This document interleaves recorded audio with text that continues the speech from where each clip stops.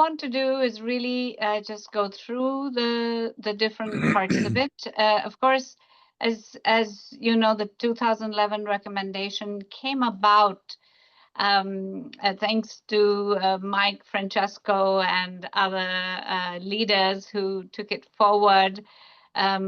This came about after almost a decade of work, really actually sort of in a very intensively from 2005 after the Vienna Memorandum, when this idea of really looking at the urban issues and seeing how the urban could be really brought out more specifically in looking at heritage, so that the approach to urban heritage was not the same as looking at buildings. So there has been a tendency, and I'm afraid I'm talking 10 years later, there is still this tendency to look at, when we talk to site managers, to city authorities, they either think of historic cities as big monuments or as a few monuments to be taken care of within the city, forgetting the city as a whole, but just focusing on those few monuments. So the concept of what is urban heritage and how is that different from monuments, and looking at conservation as a differently than physical conservation, but looking at conservation more in terms of planning and regulations and governance. This has been a huge shift. And I'm not sure that everybody is with us in this shift, but we're certainly trying very hard to make that shift and get everybody on board with it. So what we, for those of you who may or may not be, I don't know, some of this may be redundant. Stop me if everybody is fully on board with HUL. I know that several of you have been founding partners, so you may find this tedious, but I'll just run through it quickly. So the idea of the 2011 recommendation is that the built heritage, the communities and their intangible heritage, the natural elements, the context, the natural features in which the heritage sits, the universal values, the outstanding universal values of the globally significant heritage, the small local heritage, which are all different layers, different aspects of the same, are all integrated together in urban heritage, and that you cannot really look at them separately, but they have to be understood as an ecosystem altogether.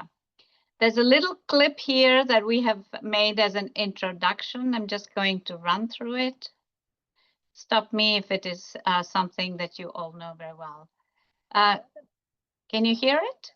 If you're having trouble hearing, let me know.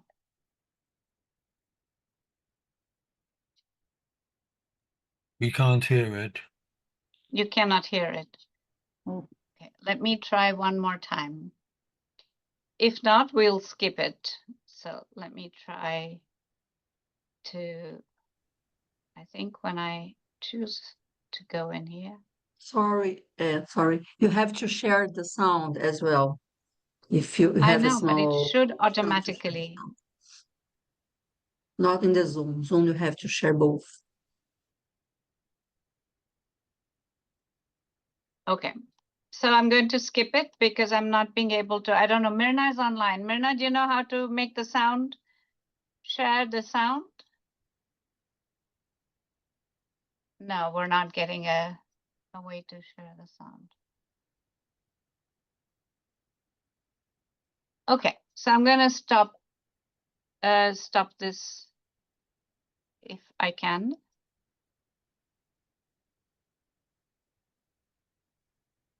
It seems to be still going on, so I'm going to stop for a second. I'm not sure where it's going, but it's still. Okay, I'm just 1 second. Okay, I think it stopped. So let me.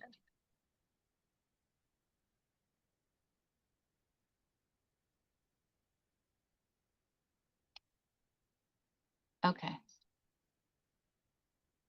All right, now I think we're back and it's okay. So let me share it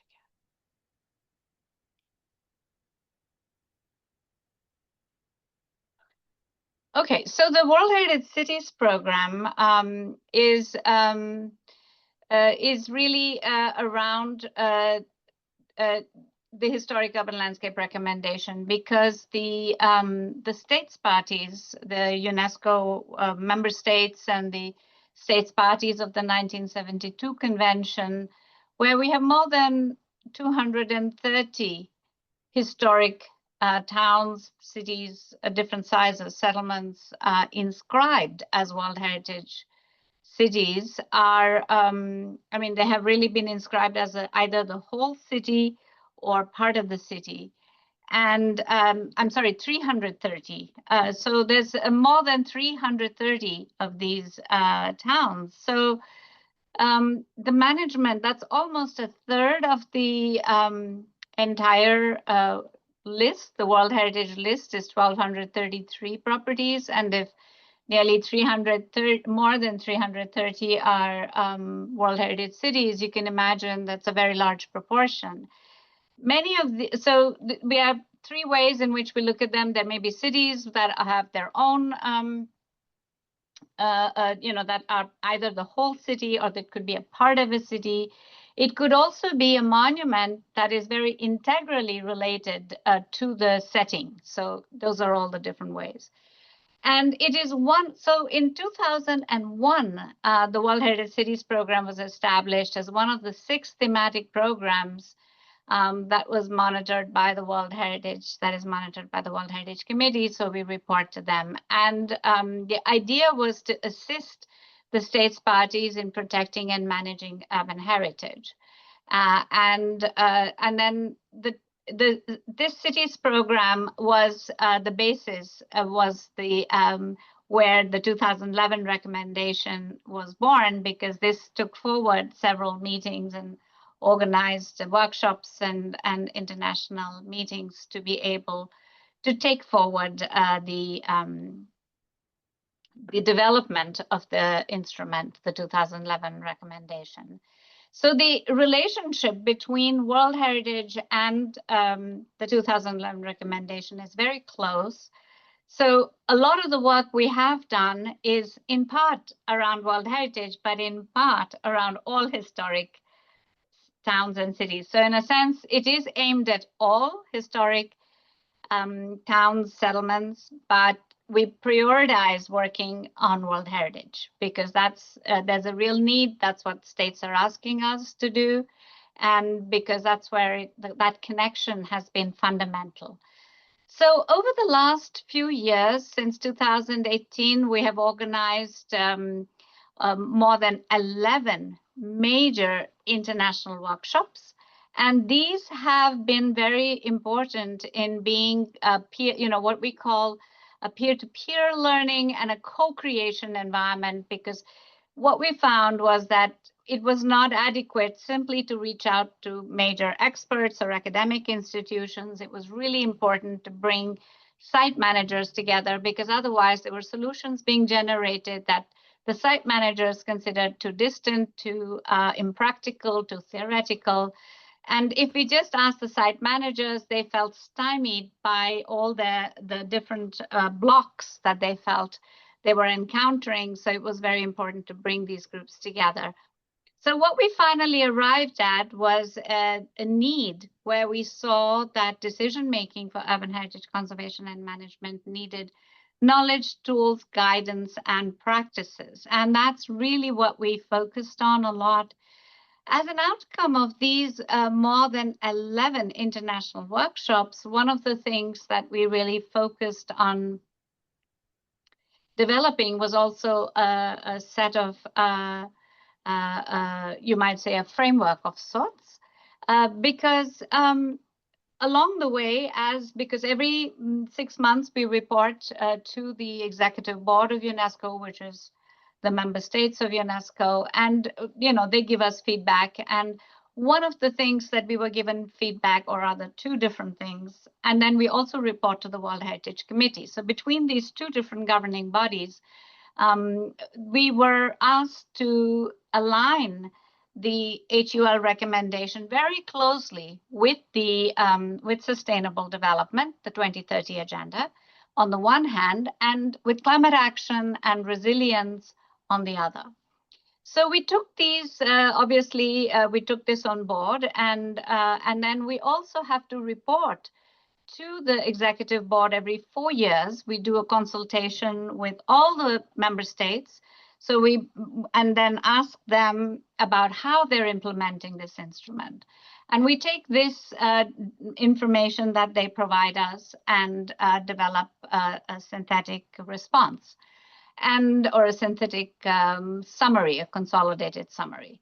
So what we did was, the last one that we did was in 2022-23, and we completely revamped the questionnaire to a framework that integrated the key, as we saw, as the key thematics of the HUL recommendation. So the first issue is around governance mechanisms and planning to protect urban heritage. So what kind of mechanisms do countries, cities have?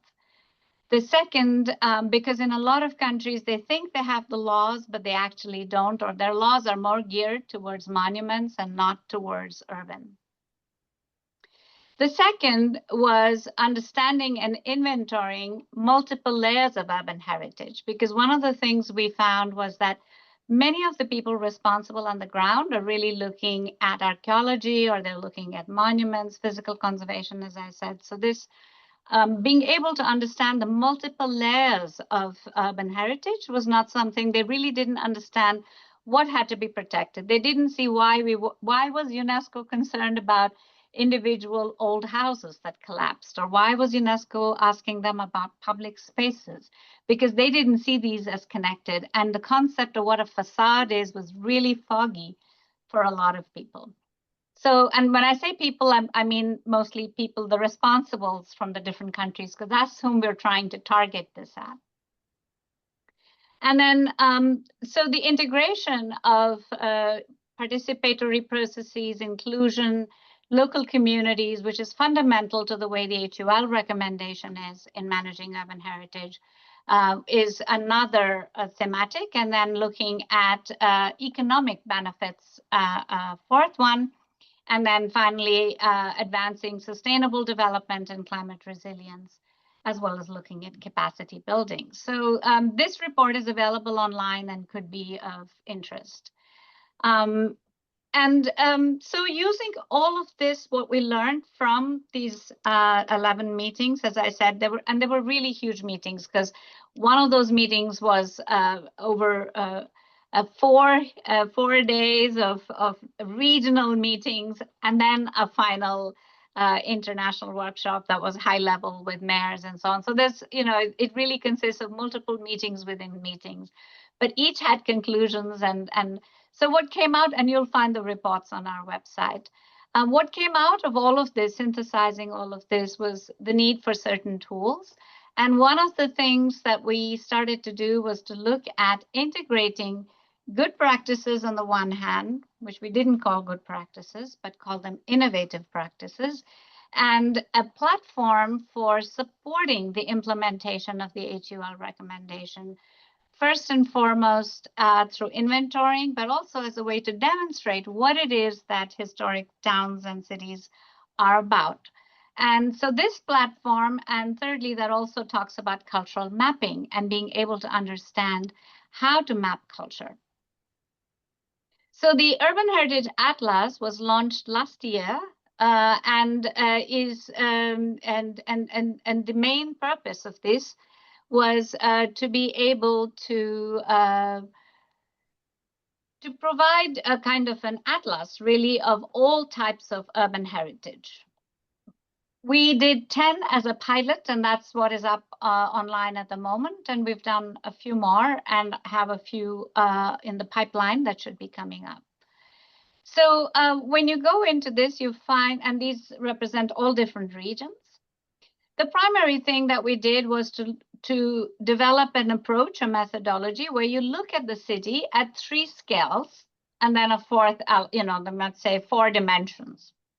The first is the distinctive So what we're trying to capture is the distinctive character, the overall distinctive character of a historic urban area or a historic landscape. And the first aspect has to do at the scale of historic buildings, because this is the most tangible one that people can relate to. You look at the monuments, you can map the monuments down, you have something usually in the statement of outstanding universal value that you can look at. Then after the monuments, you can look at the ordinary houses and start to also include traditional buildings, ordinary houses into this. And you can go in and see it live. I'm just taking you through static slides, but you can see this live on the online. The second scale is at the scale of the urban elements, which captures the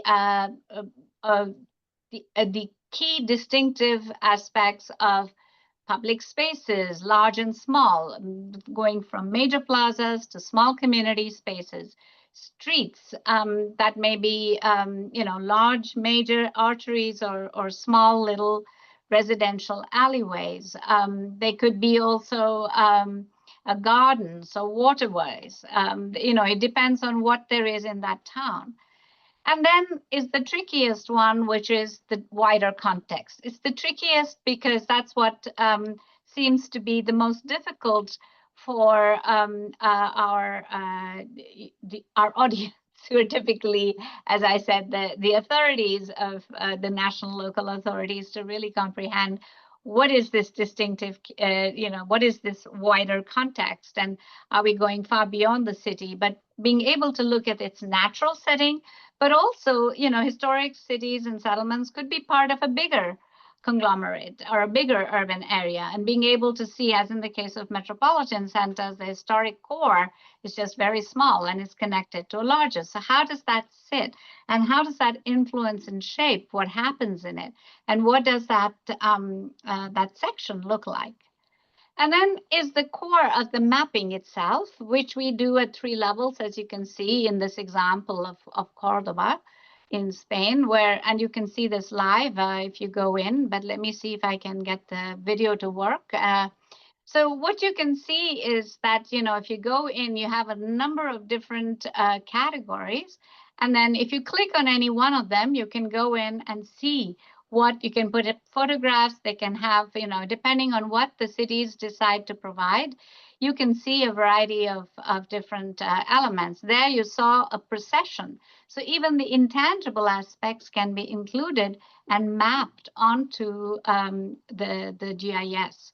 And this means that, there is kind of one comprehensive database where, and these are only some of the layers. They can always add additional layers so that you can see what aspects have to be protected as part of the OUV, or the outstanding universal value in the case of World Heritage Cities. But there may be other things which are not part of that narrative, but are still very important to protect. For example, these watermills in Cordoba are not part of the narrative of the World Heritage Statement of Outstanding Universal Value, but they're still really precious to retain, and the whole water system. So, those are decisions that can be made. And it's once you have it on GIS and it's up online, it's very publicly available. It means that the city can, the citizens, the residents of the city can contribute to the development of this this mapping, as well as benefit from it, because once it's there, if any new project is proposed, one can, within the historic part, one can easily see, anyone can easily see what, where it's located and what it's likely to impact, what could be the way that what needs to be considered, if it's right in the path of a procession, for example, what would be its impact, etc. So this allows the new development to be better, made more compatible.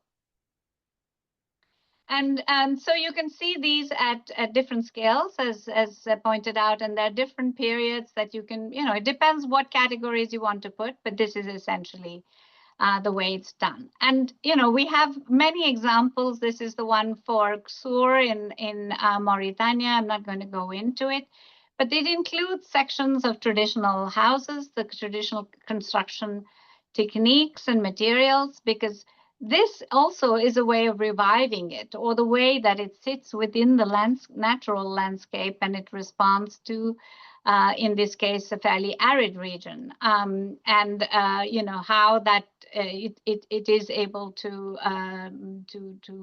respond to the hydrological or the hydrological situation or the terrain, and the intangible heritage dimensions are all included. This is the town of Jenne, so I'm going to stop with those examples for it.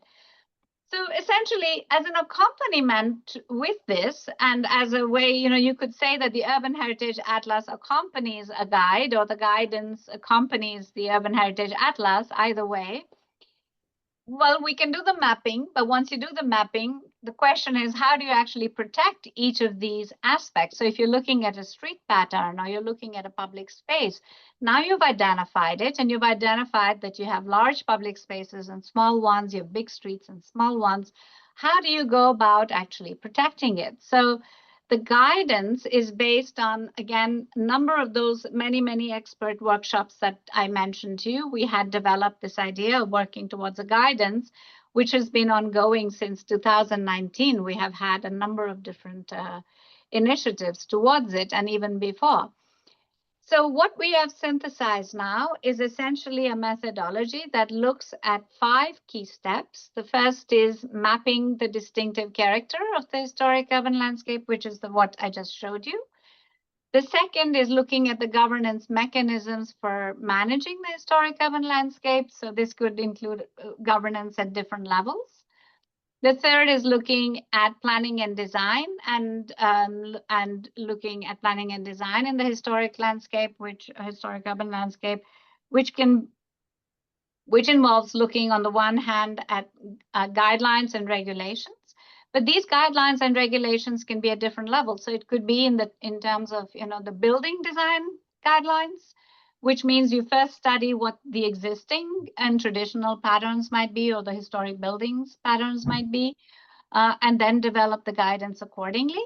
Or it could be for urban design guidelines, which is looking again at what kinds of streets and plot sizes and volumes, heights exist, and therefore what should be the guidance for how do you decide what kind of maximum height or maximum volume, or so how do you decide those envelopes?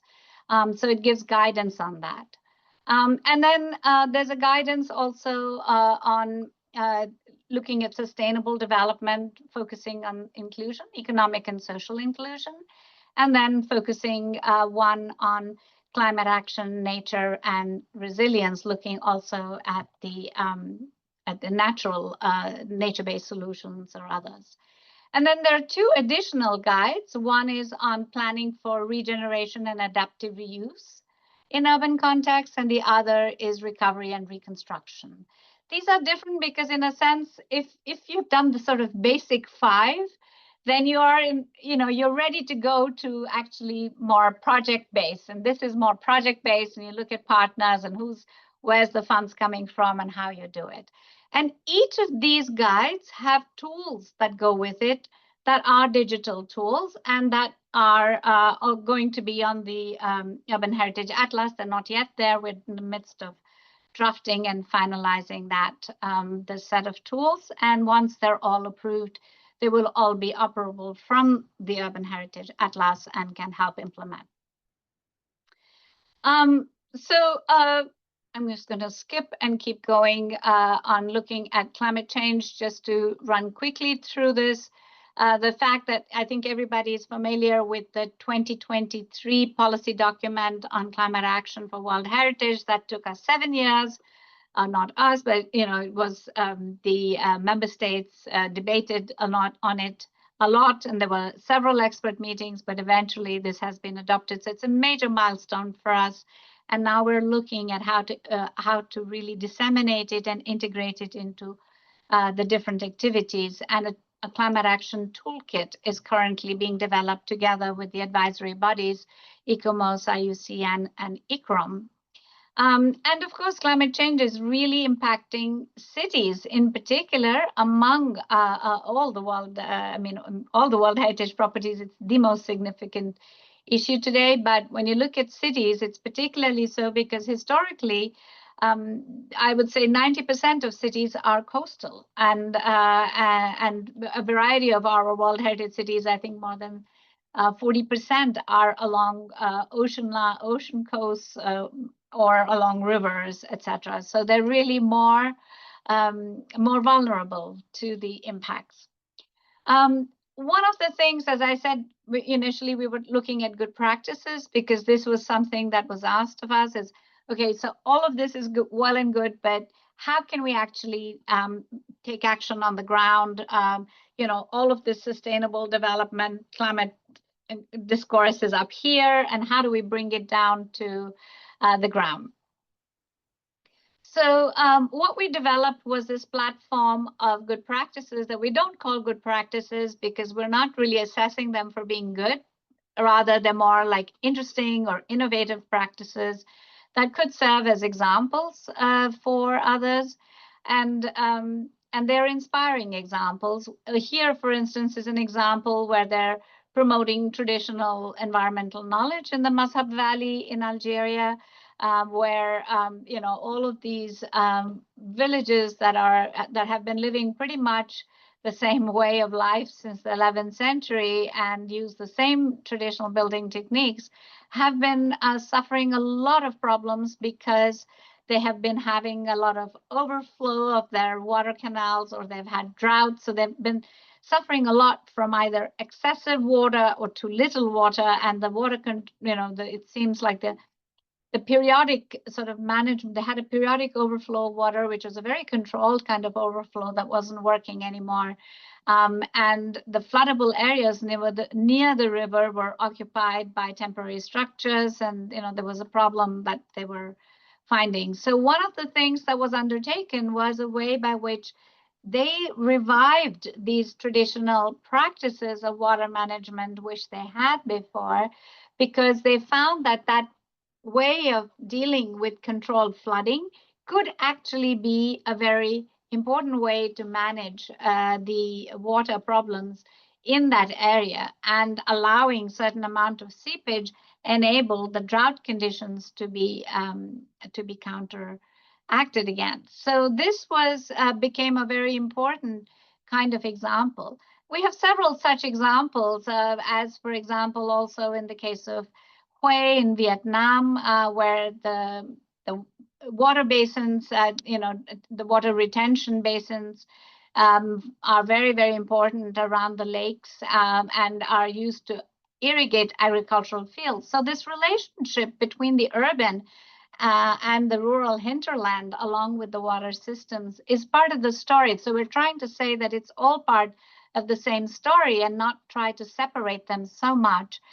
Because that really is part of the solutions. So we're looking to use these case studies. Here is a case we are also looking, for example, at Lamu. And so if you look at Lamu, again, they're having a lot of problems because of flooding, across in some of the areas. And it, even though it's a very important trading port, it has been affected since the last decade with a lot of tides that are causing periodic flooding on the seafront, and it's adversely affecting all of the buildings. And so the volume of water is so high that it comes over walls. So they've tried to build walls, and it doesn't really work. And what was then identified was that the problem was mangroves and the destruction of mangroves. So UNESCO, and all of these are projects where UNESCO has been involved, where the destruction of mangroves had exacerbated the problem because they served as a natural defense against the strong winds and the tsunamis. And this could be easily countered by encouraging the mangroves to grow, and this became also community activity, etc. So I want to finish with the last thing, which is on non-economic losses, because it's very important to recognize that now, for the first time, the climate discourse, you might say, and the climate community, which has so far really been focused on scientific data. They're still very focused on scientific data, but there has been a wedge in that culture has made, so that some places culture is recognized. And this is a really important recognition, because that enables culture to claim a space and be vocal about how important it is for addressing climate change. So there is a group under the UNFCCC, is the Warsaw Mechanism for the Warsaw International Mechanism for Loss and Damage, and they were so I'm involved with them.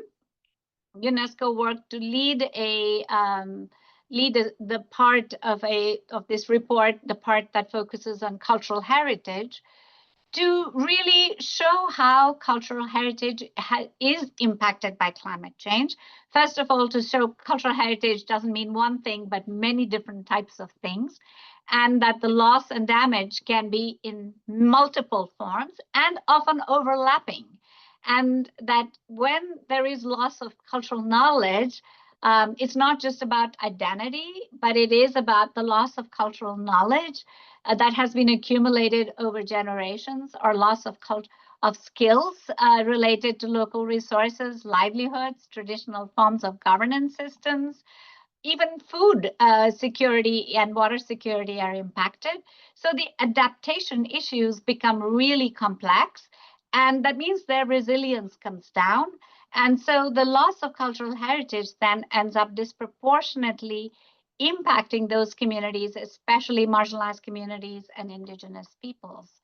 So this publication then, was very well received by the UNFCCC, and we're now just launching work on a second publication, which is entirely dedicated to cultural heritage, to expand on this more. And most of the case studies for this have been drawn from World Heritage. So I'm going to stop there and see if you have any comments, questions. I think I've talked for a bit, so we'll take it from there. And I'm, of course, happy to elaborate on anything and explore further. Thank you very much. Anyway, let's try go another round. So we've got we've been really invited two other subject people, but I see that Antonella would also like to speak, and I would like to invite Christina to speak as well about what could this link to ICLEI as well. So David, climate change or Thanks, climate Mike. extremes is really high on the agenda, and the report of which Jyoti mentioned is in fact a critical point. And where are we going to take this? Thanks, Mike. And yeah, thanks, Jyoti, for your characteristically comprehensive and very colorful, I should add, presentation. I always find UNESCO illustrates particularly well the way in which sustainable development, climate change has been taken up, if you like, within an organization, in this case, obviously, a specialist UN agency, over a period of 10 or 15 years, starting, as you did, with the recommendation on the HUL in 2011. It mentioned sustainable development, climate change, kind of in passing. And of course, that predated Agenda 2030 and the set of 17 SDGs as the monitoring evaluation framework. And I thought it was also really timely that in 2015, to coincide with that, UNESCO adopted the document that you didn't actually mention on incorporating a sustainable development perspective into the processes of the World Heritage Convention. And I actually think that's one of the most important documents coming out of UNESCO in relation to this sort of bag of tricks, if you will. And then the others you referred to, particularly obviously the 2023 climate document, and actually the heritage for, or urban heritage for resilience document, which, despite somehow conflating sustainability and resilience and climate change and all the rest of it, actually, I think takes us quite a long way further down the track. But what I wanted to do, because in part wearing my Heritopolis hat and the urban focus, but also, as I think you know, I'm one of the lead authors for the IPCC special report on climate change in cities, and we're working very hard at the moment. And all these issues are central, and we're making sure that there will be coverage of urban heritage within that. And I've managed to get my hands on the section so that I can try to have some role in drafting that. So all of these things and thinking how we summarize that are really, really crucial. But a little bit like other UN agencies, one of the challenges is that for urban heritage, it is usually cities and urban local governments, including metropolitan governments, that are at the sharp end and the front end. Yet, by virtue of being a UN agency, and you've said that several times during your presentation, of course, UNESCO works fundamentally with state parties, in other words, national governments. So that draws immediately the attention to the challenges, but also the critical importance of what in the climate change literature we refer to as multi-level governance, and crucially, the aspiration towards collaborative or cooperative multi-level governance, while recognizing that in many cases that is neither happening nor even realistic in the near future because of political oppositions, structural oppositions, all the usual mismatches between powers, resources, and responsibilities between national, regional, and local. So I'm going to pose it to you as a question, turn that round into a question. How do you, given that you work in and with cities through state parties, how do you encapsulate that focus that will gauge and gain the attention and crucially the collaboration of urban local governments of whatever form, because they are mostly the ones who have to do the sorts of things that UNESCO documents on urban heritage require. The second thing comes back to something that you alluded to, and I saw Antonella pick this up in the chat, I'm sure she'll come back to it, is the question of universal values, which is a very normative statement. It underpins, of course, everything the UN has done since its establishment in terms of conventions on universal human rights and blah, blah, blah, blah, blah. So that's fine. But again, there's a certain kind of normative underpinning there to which not everybody nowadays subscribes. And in fact, just before lunch, I was in an IPCC meeting for our work, and one of my colleagues was running through the definitions of the sixth assessment report on the distinction between feasibility, something that it is possible and practicable to do, and desirability, which is that it should be done. And I then responded and said, yeah, but what is the definition of, or what underpins the definition of desirability? And again, it was a very Western-centric, Euro-American-centric kind of perspective. So we've asterisked that as a job for us to tackle in the next few weeks as we try to adopt the definitions that we will then work to in terms of structuring the rest of the report. So I'm using that just to illustrate that sometimes these things sound a little bit formalistic and even perhaps pedantic, but actually, when you're trying to translate principle into policy, into practice, they become fundamentally important. And I don't have an answer. I'm addressing it with colleagues right now in real time. So again, your perspective on that, I think, would be very, very valuable. And one of the things, just in conclusion, that the Heritage for Resilience document highlights is the importance really of seeing urban heritage as part of the wider urban sustainability challenge. Because again, one of the difficulties with people and with organizations working exclusively in and on and with heritage of whichever sort is to try and privilege it in some ways and highlight the priority. Well and good.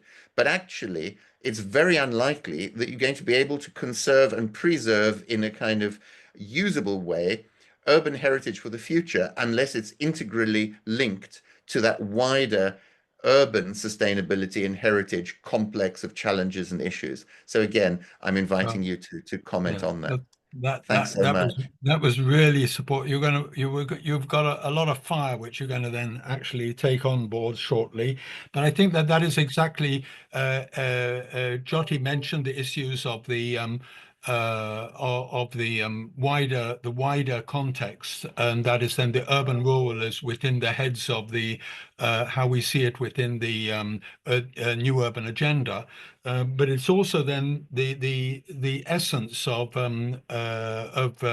Heritopolis, which is actually then saying that the city no longer is a sustainable unit within itself, and it is in fact there the capacity, and especially we saw this with the presentation of New York with the issues of flooding. It is when they begin to see the wider picture that in fact that we can do it put together. So it's really putting nature and culture together.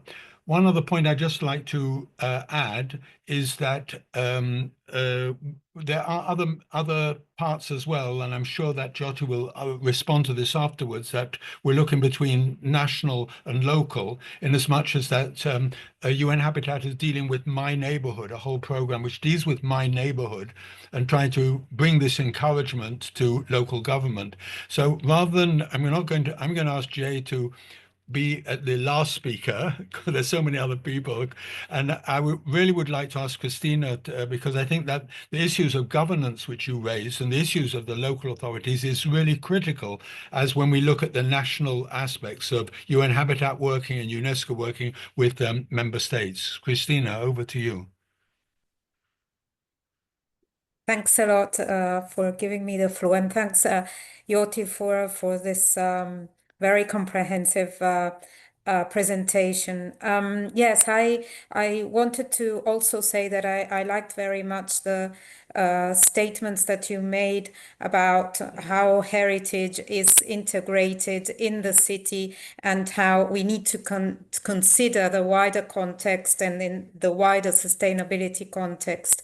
My question was, and you were already responding a little bit, was how in the last publications on the loss and damages, or the other that you were referring to, there are ways to monitor and measure progress on how to adapt heritage sites, but also the cultural practices and the traditional techniques that you were referring to the climate change, because I think this is now an important moment to see how indicators could be included in the UNFCCC that you were referring to.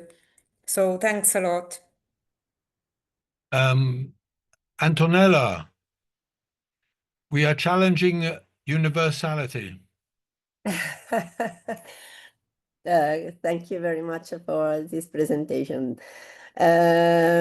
No, regarding the universal values, the word values for me is really challenging. I don't have the same value of my Muslim friends sometimes, but if we return back to principle and archetypes, I think that we can find a non-consensual agreement in any case. So sometimes it seems to me that some multilateral rules and recommendation doesn't take into consideration the anthropological differences among continents and culture.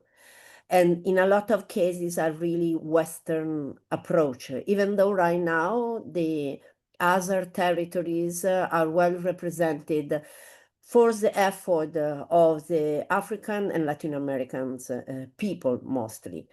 But my anxiety and inquietude is regarding the fact that our slogan is Metropoli as Heritage. And really, I don't understand how to pass from the local scale to the metropolitan scale. Is an incremental work. For example, you spoke about mills. We are working in a valley in Spain where there are a lot of mills on this Tajuña Valley, and the local owner in the different municipality would like to maintain dams.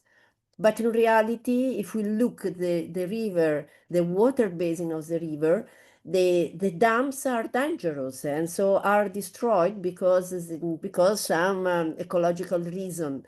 And so I do think that the metropolitan dimension could give us also in terms of multilateral and climate sustainability a systemic and systematic point of view that need another approach and other tool and probably not an incremental and only local approach, but a transformative approach that has to be taken starting from local, but looking the local issues from a metropolitan point of view. And so I need that sometimes this bioregional approach could be introduced also in terms of not only conservation, but implementation, and in particular in the knowledge of the value of the sustainable habitat of the past knowledges that are fundamental for the nowadays sustainability.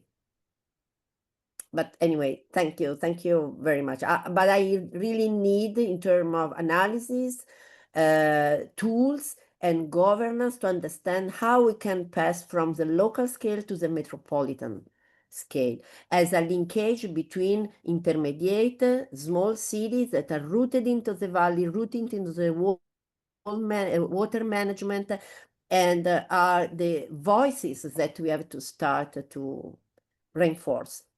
Thank you. Yeah. I think that this metamorphosis, which as size is more than size and beyond, looks at function, and is the metropolis as heritage, is really a critical way of actually working on it. But our strength is within linking culture and nature. There's no question to me about it. But I would like to ask Jay now, listening to this, and exactly how we, because we're going to have a steering committee meeting this coming month, and to actually look at these connections. And perhaps I could also ask Marie-Noëlle afterwards also to relate to it regarding other activities which link other with WITRAP as Category 2 centers and their program. Jay, over to you. Thank you, Michael. Hello, everyone. Hello, friend. Thank you, Jyoti. This is a wonderful presentation, and you just give me more clear idea how you organized all of the different umbrellas under the UNESCO World Heritage. And I think that for me, it is really great that you just mentioning and linking all of this umbrella concept, like the UNESCO World Heritage Cities, the program. And this is actually exactly you mentioned about the number of historic cities around the 330 cities. And then you try to develop kind of World Heritage City Labs, and also some kind of the tools and the 6 different sub-themes, how we deal with this urban heritage. And then also you mentioned about with the beautiful the presentation map, like the UNESCO Urban Heritage Atlas. So it is quite clear to me how you link this kind of idea like cities program, labs, and atlas, and the policy document, and also later the canopy idea, like you mentioned that World Heritage Canopy. But here I like to point out that we have to tell 2 different dimensions. One is that Jyoti mentioned about the urban heritage. It is probably coming from the World Heritage site. Some urban areas and some historic cities inscribed as a World Heritage, that might be a target to deal with this problem, how we deal with this sustainability problem and also resilience problem like that. But all of us here, we're just talking about more general umbrella, like the urban heritage, not exactly for the World Heritage site, but just the general, the urban area and the historic areas. I think the history urban landscape is brilliant idea, as Mike and Francesco developed those brilliant ideas. And we can apply this HUL to every places, like the without heritage or with the heritage. This is wonderful idea to conserve and to manage the nature and the culture together and relating each other. And whenever I just saw those HUR, I just remember the first law in geography. I'm a geographer, and that is everything is related to each other on Earth.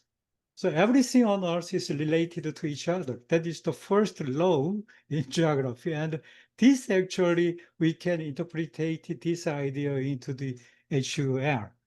And if we apply this HL idea to the just for the urban heritage within certain the boundaries, we have no problem because we can include all of the different matters, tangible, intangible, nature, culture, people. But I think the Heritopolis is the heritage and the metropolis. In other terms, we can say that metropolitan heritage. This is a little bit different. It can be a World Heritage Site, or it cannot, or it may not. In that case, how we deal with this metropolitan heritage without the umbrella of World Heritage shared. So I think that this metropolitan heritage is much more broader and much more applicable. And whenever I just talking the urban heritage from the World Heritage Center, like the World Heritage and the historic cities and urban heritage, my student asked me about what is the difference between the urban heritage and the metropolitan heritage. Is it the same? No, I always said that it's not the same. Urban heritage is much more general, the umbrella concept, but the metropolitan heritage, we need to focus on metropolis, the large metropolises, or the urban area with more than 300,000 populations. So it's big cities, how we deal with this.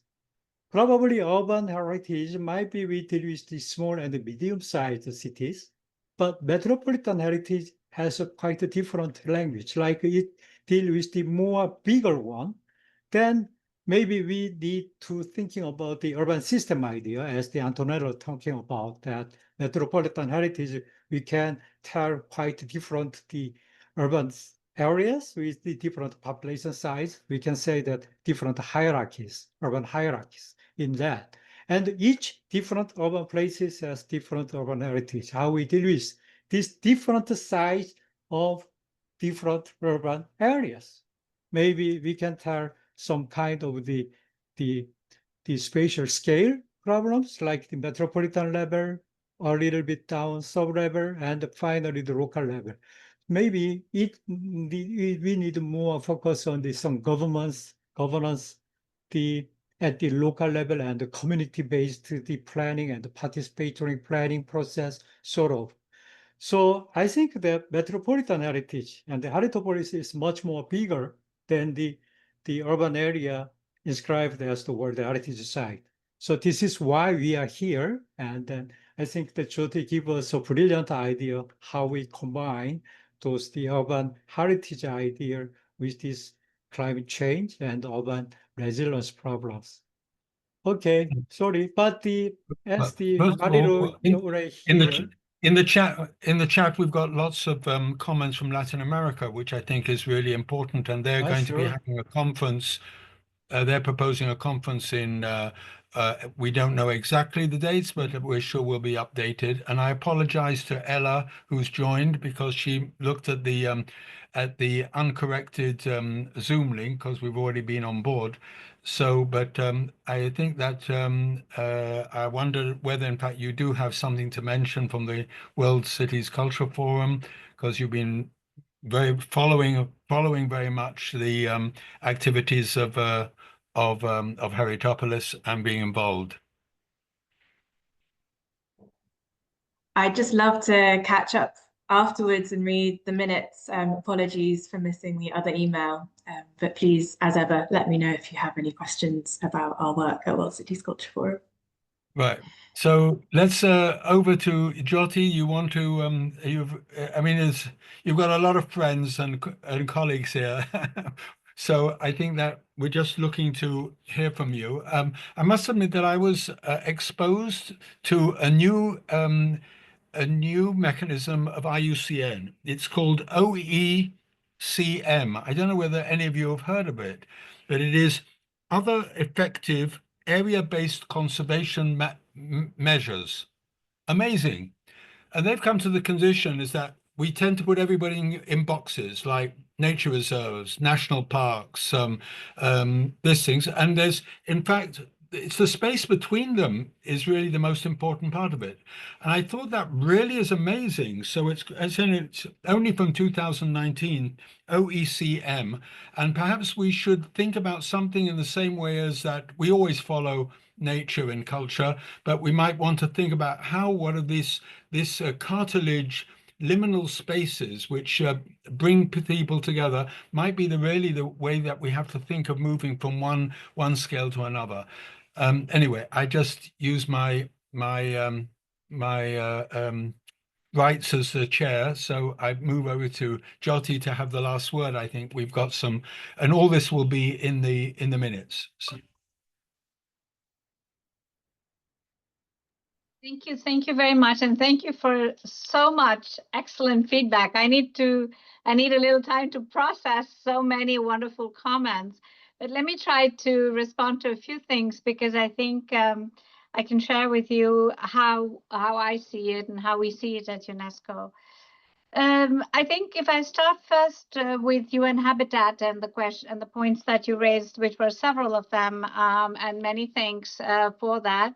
I think that Lifan, I think the main message is we are not, and again, this is a message perhaps for all of you who have raised this very important point about the distinction between working on World Heritage cities that have OUV and regular cities that do not have OUV.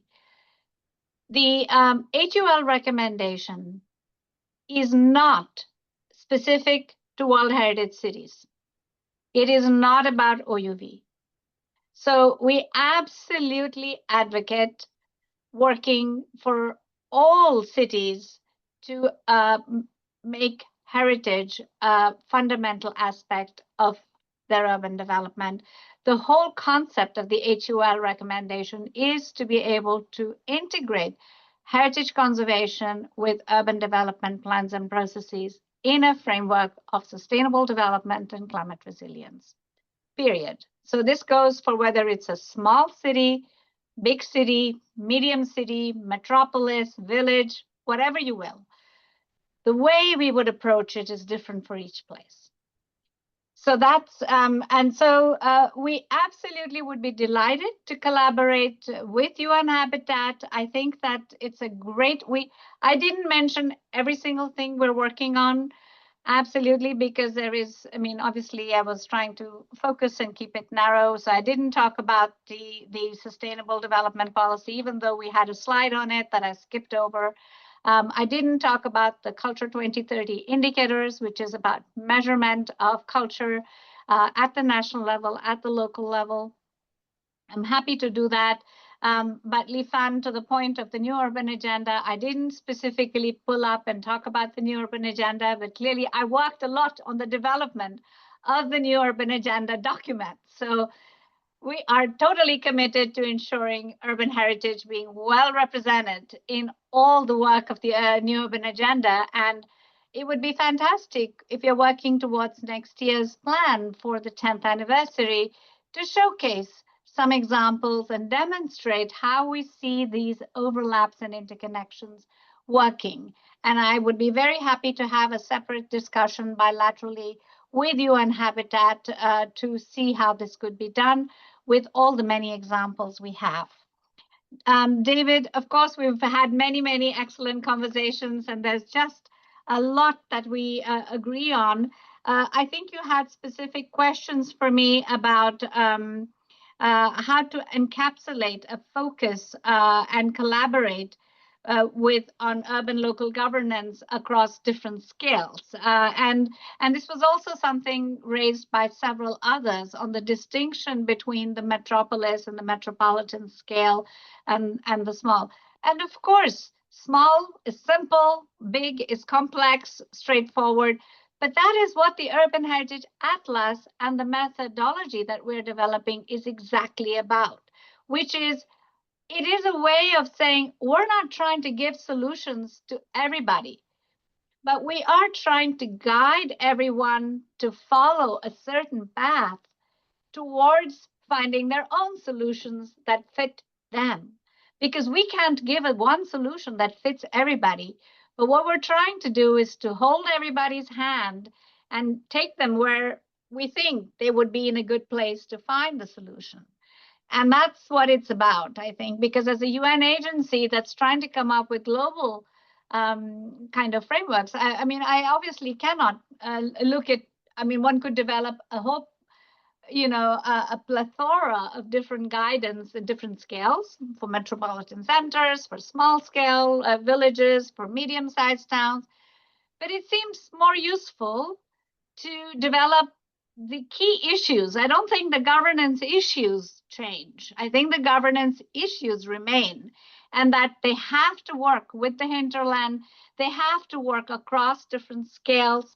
They have to look at the connections to the nearest other towns, look beyond the city boundaries. I mean, these are fundamental points that they have to look at. And all we're trying to do is to flag and say, have you looked at this? Have you looked at this? What if you consider this? And try to get people to find their own solutions guided in this way. And that's the approach that we're taking.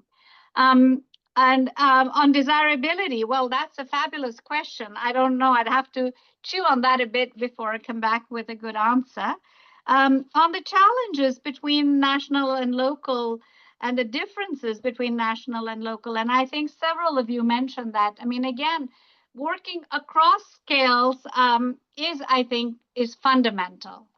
On Christina's question of adaptation and resilience and the indicators, this is what I was saying, is that UNESCO has developed the Culture 2030 indicators, and I'd be more than happy to share with you. And maybe my colleagues, Myrna and Termila, could already put in the chat the link to the website. And we have one indicator there already on adaptation and resilience. And the indicators are implemented at the national level and at the city level. But we would be more than happy to see how to, and we are working currently with the global goals on adaptation and with the UNFCCC to elaborate these indicators for climate change. And so there's one work with the NELS, one effort with the GGA. So there's multiple efforts ongoing to see how we can inform this discourse. So hopefully culture gets represented more. And this is where I was saying that for the first time, GGA also has a small little target on cultural heritage. For us, that's a huge achievement. On the last, just very quickly, I think Antonella talked about size and function, metropolis being wider. Mike said the same. I think I've said this a few times now. I really see the issues as, of course, they're more complex, but I can't say I have a solution to everything. And Jae-hyun, I think absolutely. I think yes, to go back to the question of what is the difference between working on a World Heritage Site that has an OUV and not a World Heritage Site. So here's how it is that we could work on non-World Heritage cities, and absolutely we have the mandate for it with the HUL recommendation, and that's what we started the Urban Heritage Atlas with. However, it comes down to priority and capacity, because we're working with states, and the states for us prioritize World Heritage, and they are struggling, like I said, with the 330 World Heritage cities that are facing all these problems. And we have only so much capacity to do it. If we were to find a way to multiply our capacity, we would. The Urban Heritage Atlas is meant to take the world's all cities and their historic places and integrate them. We just haven't figured out a logarithm to do that yet. So that's what is limiting us. And I think in terms of being able to look, and you're absolutely right to say that urban heritage has a boundary, and that in a way is true for, and that's part of our methodology that we're trying to tell people, is that it's easier to deal with urban heritage to start with if you're a novice and you're still struggling to define, as I said, they're thinking it's archaeology, and hey, my city doesn't have archaeology. They're thinking it's one big city hall, and they say, I've already protected my city hall, and so I'm good. And so, we're trying to get those people, and we think if we can just expand it a bit to a historic urban area that it can kind of have some boundary for, it enables you also to put some laws in place to protect that special area. You could start with one historic urban area within a large metropolitan center, or maybe a few historic areas within that metropolitan center. To my way of thinking and to the way that we're working at UNESCO, that's a more handleable way to start, and then get them to look at every little tiny bit of historic piece that is worth keeping in the whole city. Because, there's also a question of what we see very, very often is authorities who are overwhelmed. They don't do a thing because they're overwhelmed. So part of what we're trying to do is to say, and they don't feel like they have capacities to address it. So part of what we're trying to do is to boil things down, make it as simple as possible for them to do a little bit and have some impact. So I'm going to stop there, and I'm more than happy to collaborate on all of these different things, all the exciting ideas that everybody's coming up with. Thank you so much. We're going to have another session to actually look at this, and then we'll have the main presentation will be made by the UN Habitat team, and Lee will coordinate a big input into that. And I think that will, and then perhaps you might involve other people. I know that Marie-Noëlle and Placido and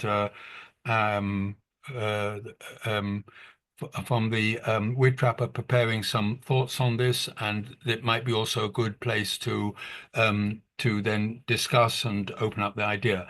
Very shortly, Klaus-Peter. Very shortly, really brief.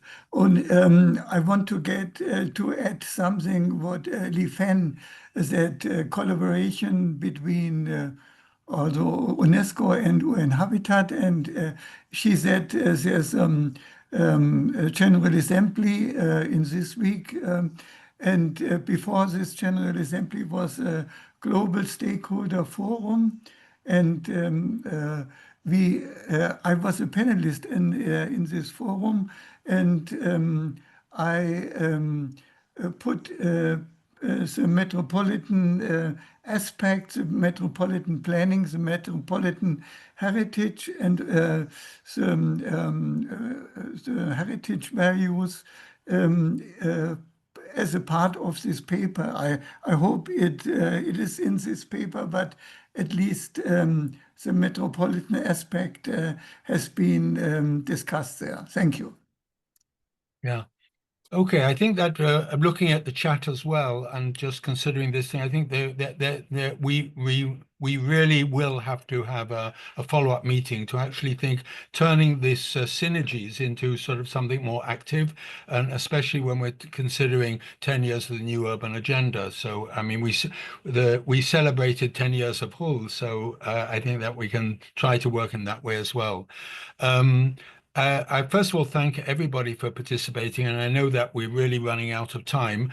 I don't know whether Julia has got 2 minutes just to say about the where we are and with Placido. So you want to just first of all say something about next month's forum. You've got 1 sentence, and then if you have to rush, then Placido will give 1 sentence on the built heritage. Julia, over to you. Sorry for leaving, but in Spain we haven't had lunch yet, so you can imagine we are starving, Placido and me, for sure. So only regarding the research forum, I think I just wrote. We 10 abstracts have been sent. So the deadline for the research forum is on 5 June. So we didn't expect so many abstracts. So I think we should define some criteria because I'm not sure that more than 6 abstract or 6 intervention could be possible. But this means that the topics is interesting, and many researchers are interested in participating. But right now we have 10 abstracts, and we should decide how to manage.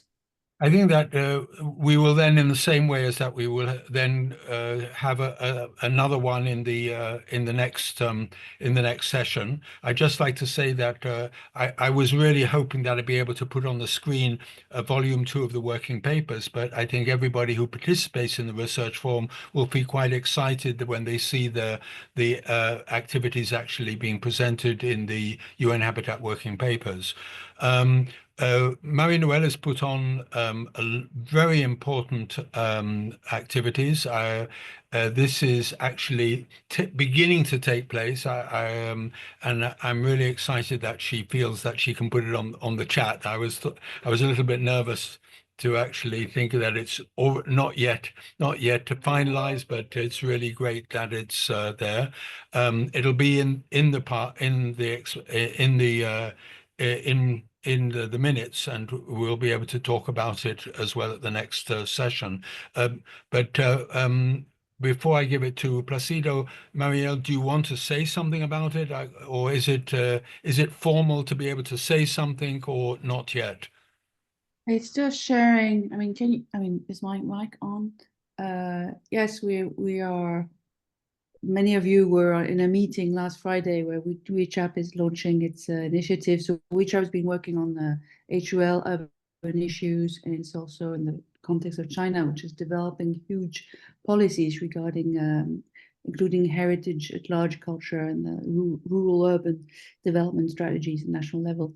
So we've been brainstorming on what we could do, and we're developing a program, a strategy, 5-year strategy. And we recently had a meeting where there were also WC, Jyoti, and Leza, Mike, of course, Francesco, Professor Choi, and several others, and Lee Fan for UN Habitat. So it's just to share that the ball is rolling also on our side.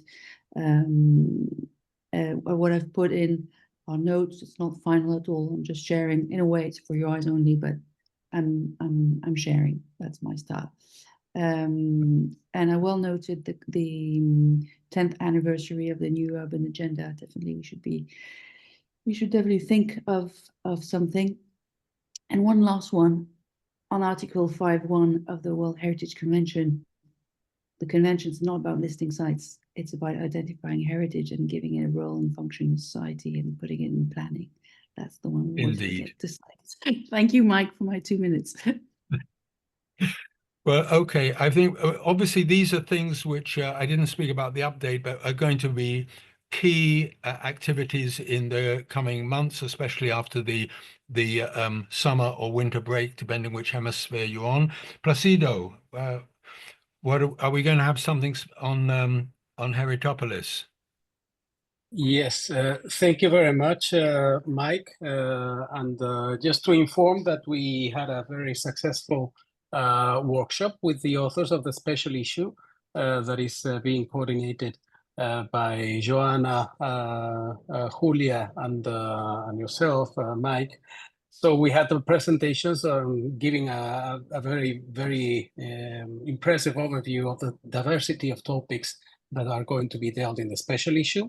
And just to let you know that we have adjusted the calendar in order to be looking forward to receiving the first drafts by the beginning of September, and aiming to publish the special issue in our first paper issue of 2026 at the end of March next year. So we really look forward to working with you and the colleagues, and yeah, we'll keep you posted on further advancements. Thank you very much.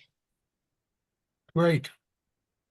So thank you so much. This was a really rich and enlightening session, and I think that our ideas of bringing both the ICLEI and WCCF and World Heritage Center together, I think it really has been so important.